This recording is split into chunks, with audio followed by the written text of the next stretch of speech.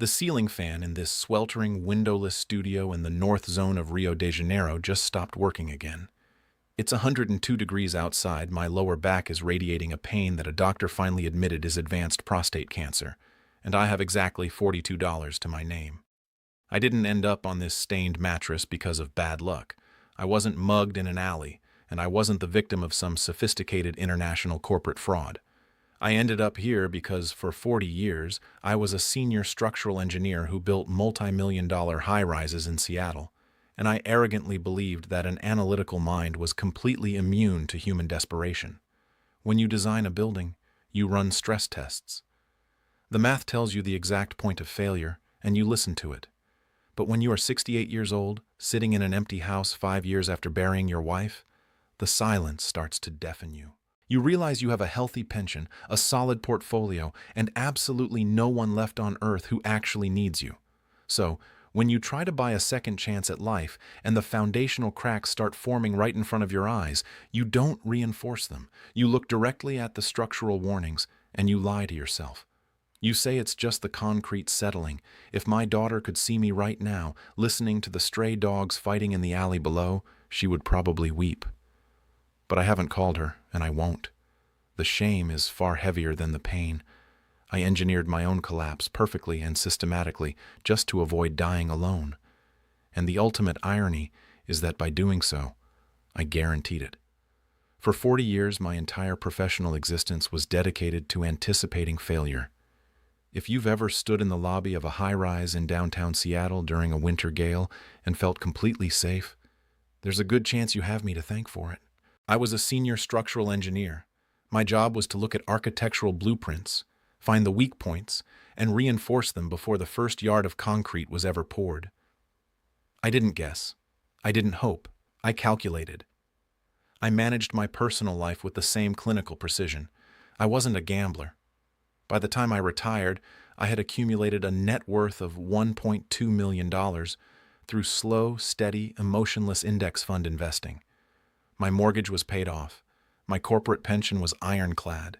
People looked at me and saw a man who had everything figured out, a practical, numbers-driven professional who never made an uncalculated move. And for a long time, that was true. Until Eleanor died. Cancer took her 5 years ago, ending 35 years of marriage. I didn't fall apart, at least not in any way that was visible to the outside world. I did what I always did when faced with a structural anomaly. I braced it. I compartmentalized the grief and buried myself in the most complex engineering projects my firm could find. I worked 60-hour weeks just to avoid going home, but eventually the projects ended. Retirement arrived. They handed me a plaque, shook my hand, and overnight, the emails stopped. That's when the silence of that big, empty house in Seattle started to close in on me. It's a strange thing to be a man who has spent his entire life as a provider, a protector, a solver of problems, only to wake up one morning and realize absolutely no one needs you anymore. You make your coffee. You read the Financial Times. You watch the relentless Washington rain beat against the glass. You are entirely self-sufficient, completely secure, and utterly irrelevant. I needed a change, but I didn't make a reckless leap. I approached my own life the way I approached a development site. I built a spreadsheet. I analyzed the cost of living, healthcare infrastructure, and climate data. The damp cold was getting into my joints, and my lower back was becoming a constant, dull ache. Moving to Rio de Janeiro wasn't a whim. It was an optimized solution. The exchange rate was highly favorable. There was a well-established American expat community to lean on if necessary, and the weather was a permanent remedy for my physical stiffness. I didn't just buy a ticket. I spent 8 months studying Portuguese grammar every single morning. I read expat forums, mapped out safe neighborhoods, and secured a beautiful, upscale ocean view rental in Copacabana before I ever packed a bag. I framed the move internally as a well-earned reward for decades of hard work. A strategic relocation for a better quality of life. My plan was simple. Live comfortably off my pension, maybe find a companion my own age within the expat circles, and enjoy a peaceful, predictable final chapter. I thought I was making the most rational decision of my life. I didn't realize that when you spend all your time measuring the external environment, you completely forget to check the integrity of your own foundation. I thought my intellect was a shield. In reality, it was just the perfect disguise for how desperately lonely I had become. I didn't flee my life in Seattle. I engineered a transition. When the silence of my home finally became intolerable, I didn't do what a desperate man does. I didn't book a one-way ticket on a whim or buy a sports car. I approached the rest of my life like a complex development project. I opened a spreadsheet. I spent 3 months analyzing global retirement destinations, building a matrix that weighed the cost of living, private healthcare infrastructure, and historical climate data. The damp Washington cold was settling deep into my lower back, turning a dull ache into a constant reminder of my own mortality. I needed heat, and I needed an economy where my capital would stretch. Rio de Janeiro won the bid. It was an optimized, highly rational solution. The exchange rate meant my pension and savings effectively quadrupled in value. The year-round tropical weather was the perfect remedy for my stiffening joints. There was a well-established American expat network I could lean on if necessary.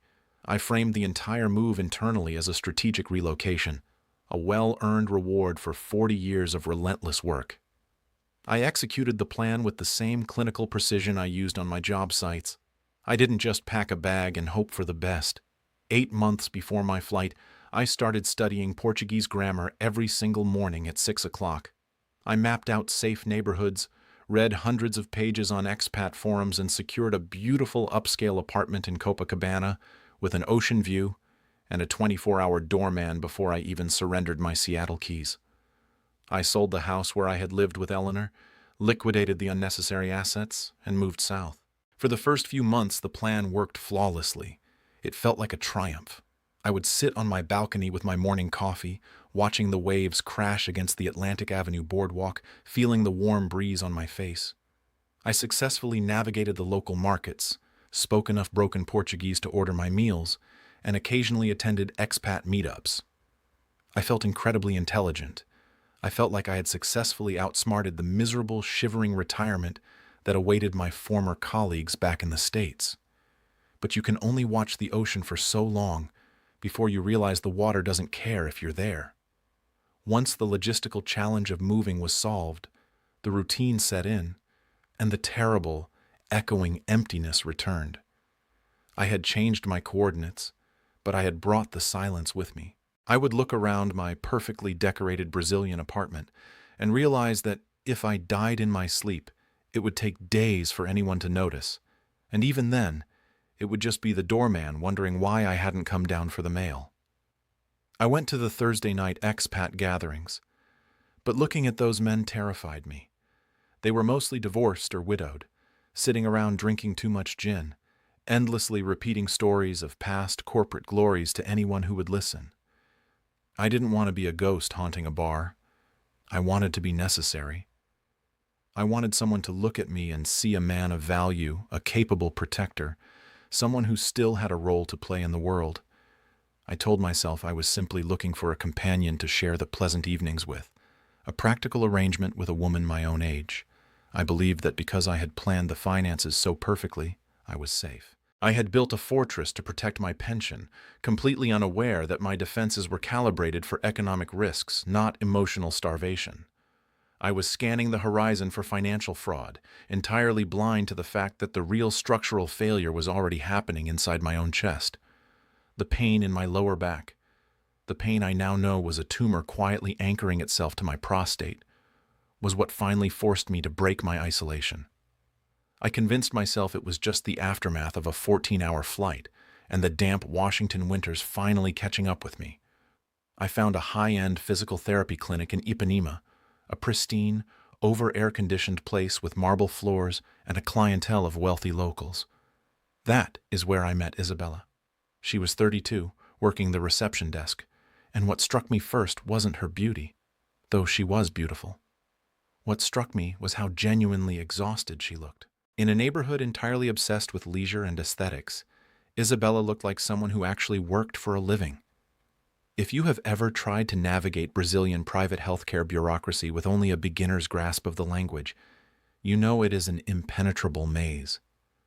I was struggling with a stack of intake forms, growing increasingly frustrated, when she stepped out from behind the glass partition. She didn't act overly friendly or flirtatious. She was highly efficient. She sat next to me, gently took the clipboard, and started translating the medical jargon into broken, earnest English. During the paperwork, the form asked for an emergency contact. I left it blank. She noticed. "You are here alone, Senor Arthur?" she asked. I told her I was a widower. Most people, when they hear you've lost your wife, offer a polite, reflexive apology and look away. Isabella stopped writing, looked me directly in the eyes, and said, "I am sorry for your heart. 35 years is a beautiful construction." It was the phrasing, the slightly clumsy translation of a native Portuguese thought, that completely disarmed me. It didn't feel like pity. It felt like respect. A few weeks into my therapy, purely as a gesture of gratitude for her ongoing help with my insurance claims, I asked if I could buy her a coffee when her shift ended. We walked to a small, noisy corner padaria just a block from the clinic. It was at that aluminum counter standing over 2 tiny plastic cups of espresso that the trap was truly set. When the bill came, I reached for my wallet, but Isabella physically blocked my hand. She pulled a crumpled 10-real note from her jeans and insisted on paying for her own. I cannot overstate how important that moment was. My entire defense mechanism was calibrated to detect financial opportunism. I was a wealthy, older American. I expected to be a target. But here was a working-class woman, clearly struggling, flatly refusing my money. The engineer in me looked at that data point and concluded the structure was sound. I decided right then that she was proud, independent, and safe. I had no idea that the most effective way to rob a cautious man is to first prove to him that you don't want his money. We started talking regularly. She told me she was studying nursing at night, trying to build a better life while sending money back to her sick mother in the countryside. She never asked me for a dime. Instead, she asked for my advice. When she mentioned she was struggling to balance her clinic shifts with her coursework, I offered to help her build a time management spreadsheet.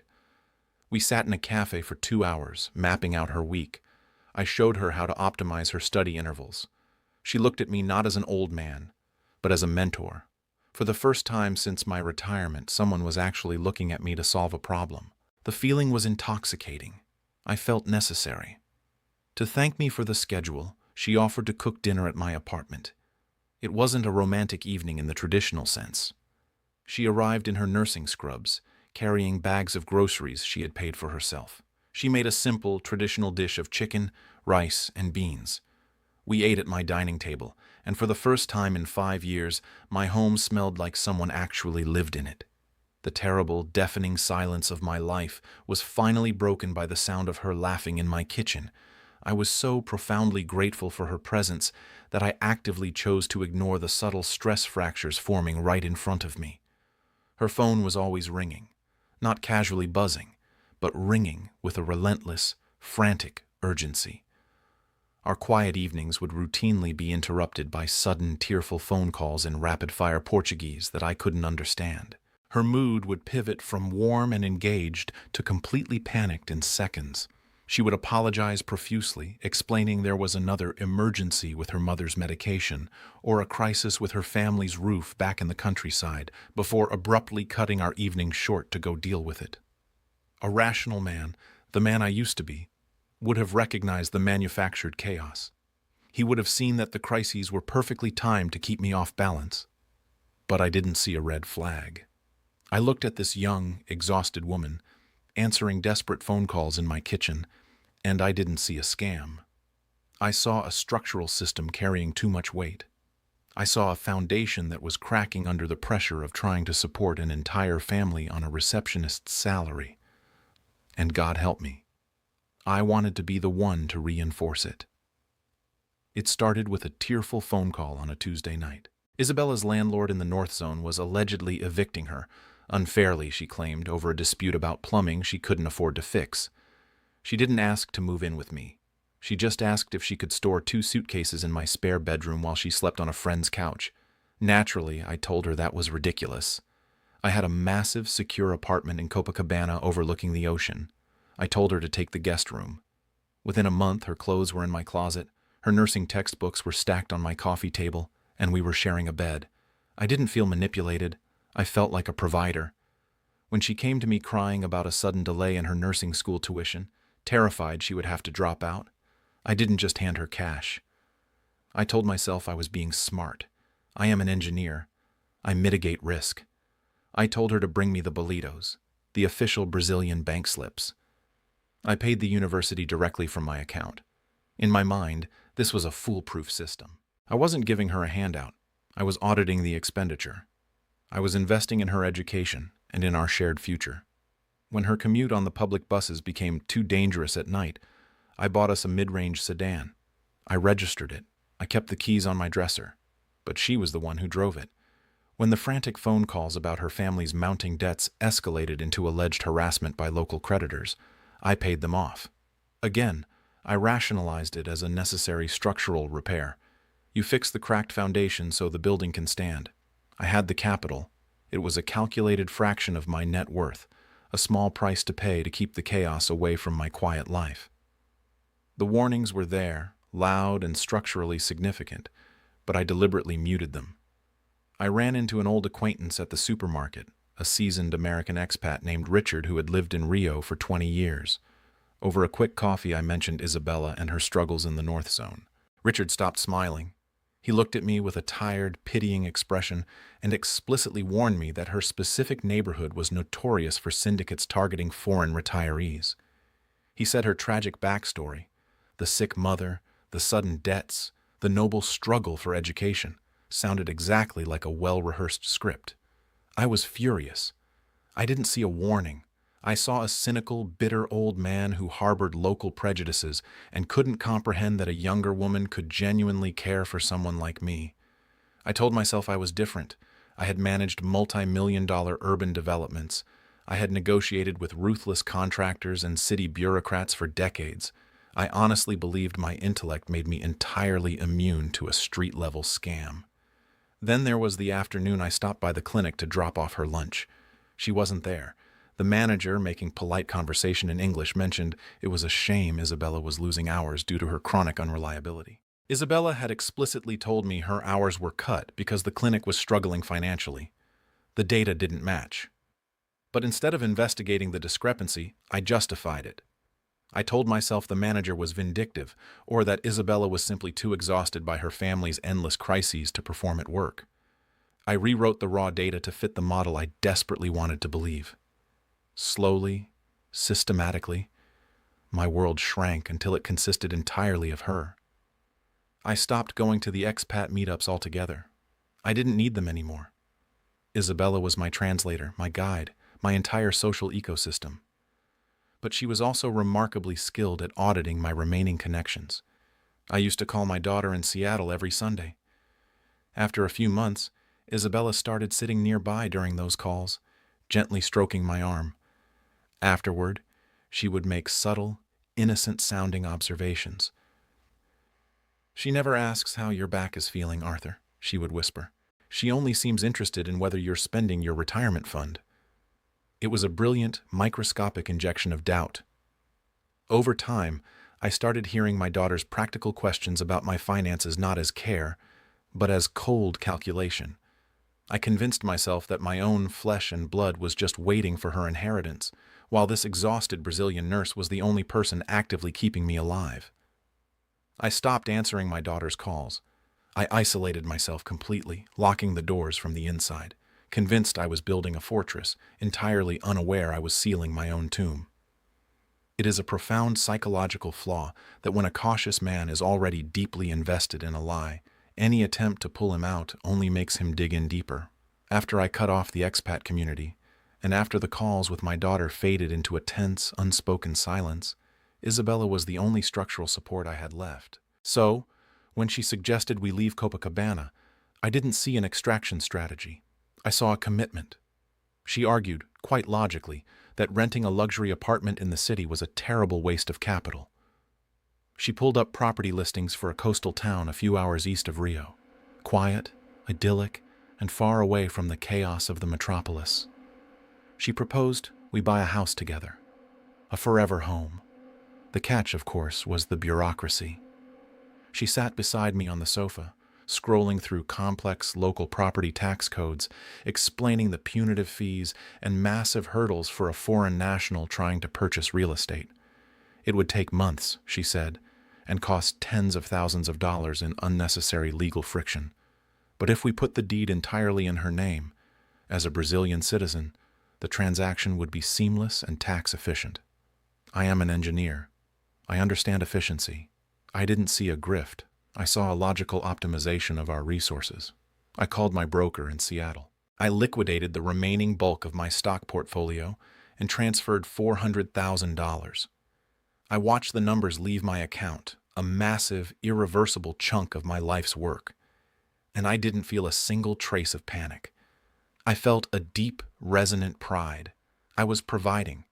I was building a sanctuary.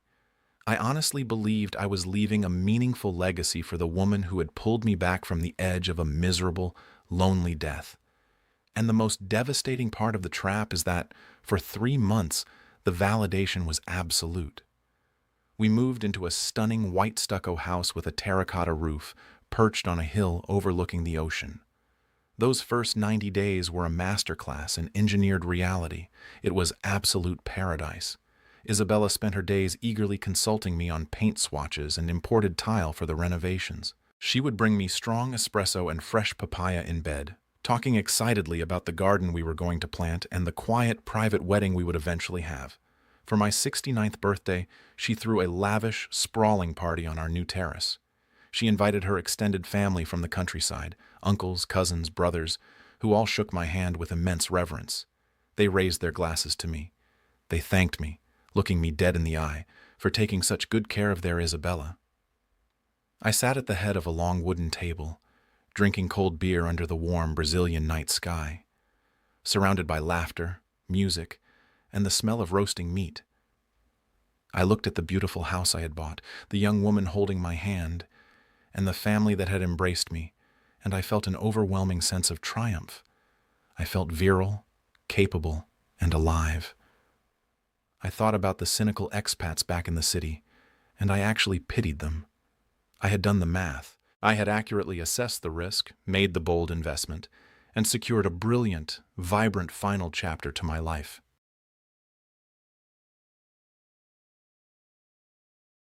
I was so blinded by the warmth of that false sun that I had no idea the entire structural foundation had already been stripped away. A structural collapse rarely happens all at once. It usually begins with a single, localized stress event that forces the hidden weaknesses in the foundation to finally bear weight. For me, the failure wasn't financial. It was biological.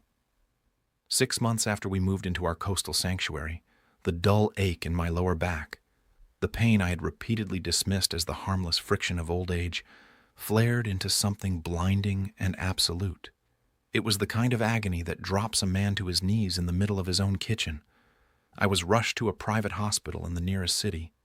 The doctors ordered an immediate, specialized battery of scans, but my international insurance balked, demanding an agonizingly slow pre-authorization process. The hospital required a substantial upfront deposit in liquid cash before they would even put me in an MRI machine.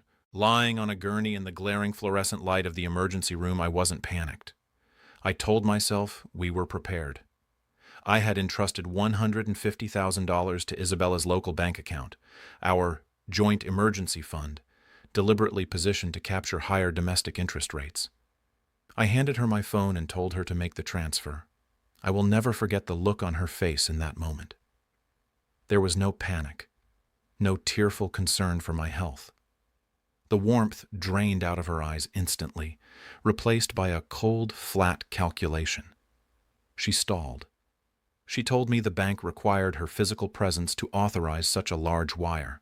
Then, right on cue, her phone rang.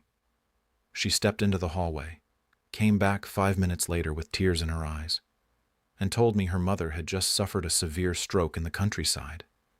She had to leave immediately. She left me in that hospital waiting room, promising to return with the money by morning. She disappeared for 2 days. For 48 hours, I lay in a hotel room near the hospital, rationing over-the-counter painkillers, staring at a cracked ceiling, calling a phone that went straight to voicemail. I didn't want to believe it. Even then, writhing in physical agony, my ego fought furiously to maintain the illusion.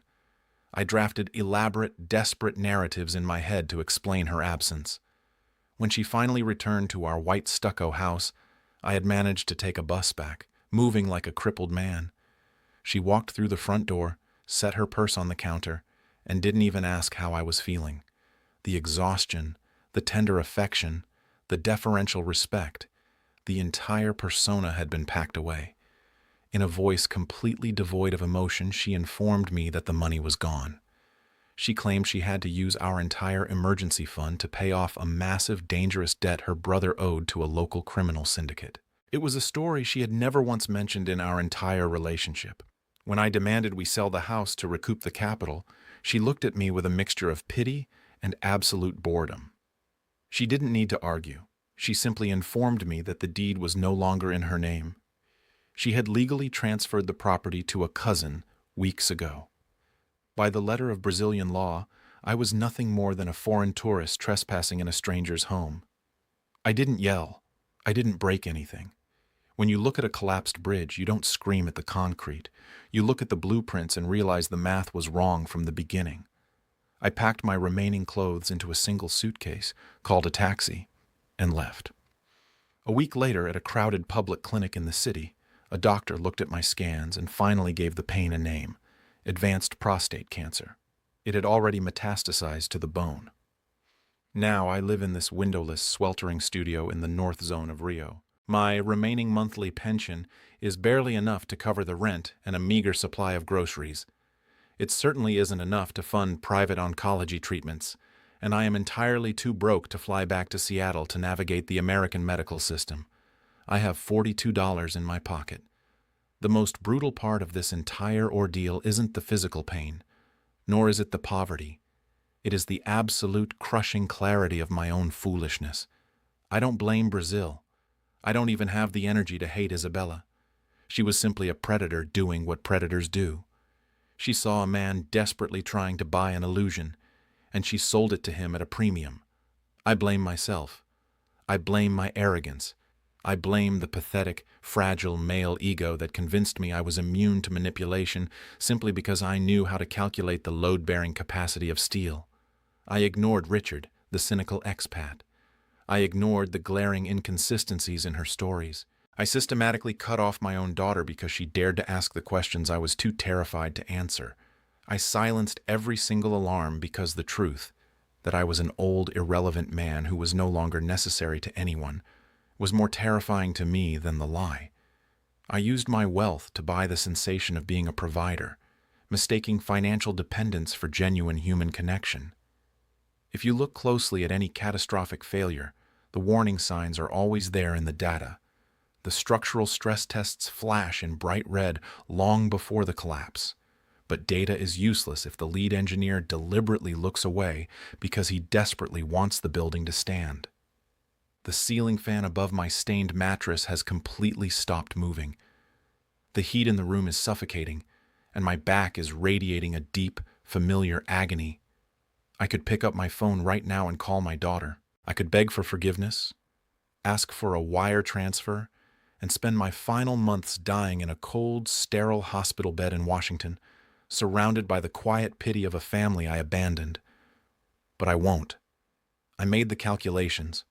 I approved the blueprints. I built this perfectly silent, lonely tomb with my own two hands. And now, I have to lie in it.